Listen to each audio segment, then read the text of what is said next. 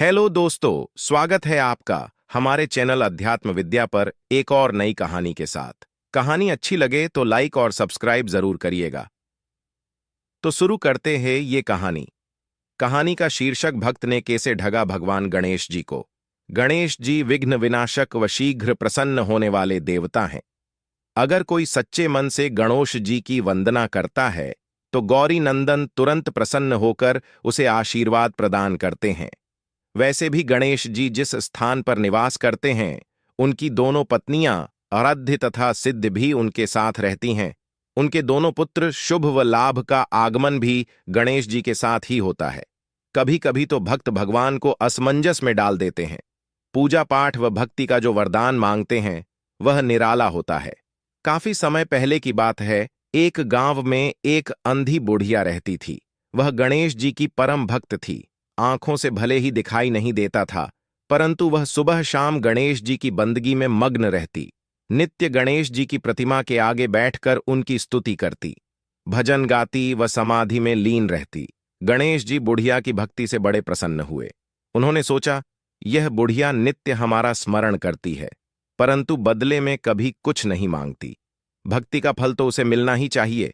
ऐसा सोचकर गणेश जी एक दिन बुढ़िया के सम्मुख प्रकट हुए तथा बोले, माई, तुम हमारी सच्ची भक्त हो। जिस श्रद्धा व विश्वास से हमारा स्मरण करती हो, हम उससे प्रसन्न हैं। अतः तुम जो वरदान चाहो हमसे मांग सकती हो। बुढ़िया बोली, प्रभो, मैं तो आपकी भक्ति प्रेम भाव से करती हूं। मांगने का तो मैंने कभी सोचा ही नहीं, अतः मुझे कुछ नहीं चाहिए। गणेश जी पुन बोले, हम वरदान देने के लिए आए हैं। बुढ़िया बोली, हे सर्वेश्वर, मुझे मांगना तो नहीं आता। अगर आप कहें तो मैं कल मांग लूंगी। तब तक मैं अपने बेटे व बहू से भी सलाह मशविरा कर लूंगी। गणेश जी कल आने का वादा करके वापस लौट गए। बुढ़िया का एक पुत्र व बहू थे। बुढ़िया ने सारी बात उन्हें बताकर सलाह मांगी। बेटा बोला, मां, तुम गणेश जी से ढेर सारा पैसा मांग लो, हमारी गरीबी दूर हो जाएगी, सब सुख चैन से रहेंगे। बुढ़िया की बहू बोली, नहीं, आप एक सुंदर पोते का वरदान मांगें, वंश को आगे बढ़ाने वाला भी तो चाहिए। बुढ़िया बेटे और बहू की बातें सुनकर असमंजस में पड़ गई। उसने सोचा, यह दोनों तो अपने अपने मतलब की बातें कर रहे हैं। बुढ़िया ने पड़ोसियों से सलाह लेने का मन बनाया। पड़ोसन भी नेक दिल थी। उसने बुढ़िया को समझाया कि तुम्हारी सारी जिंदगी दुखों में कटी है। अब जो थोड़ा जीवन बचा है वह तो सुख से व्यतीत हो जाए।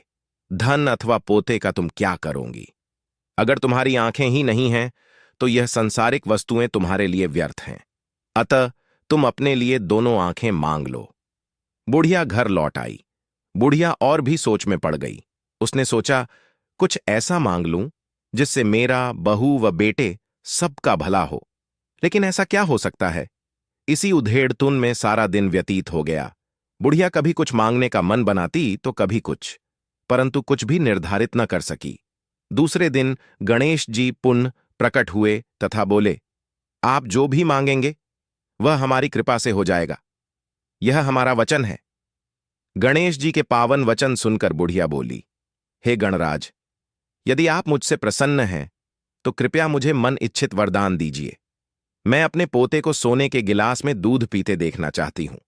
बुढ़िया की बातें सुनकर गणेश जी उसकी सादगी व सरलता पर मुस्कुरा दिए।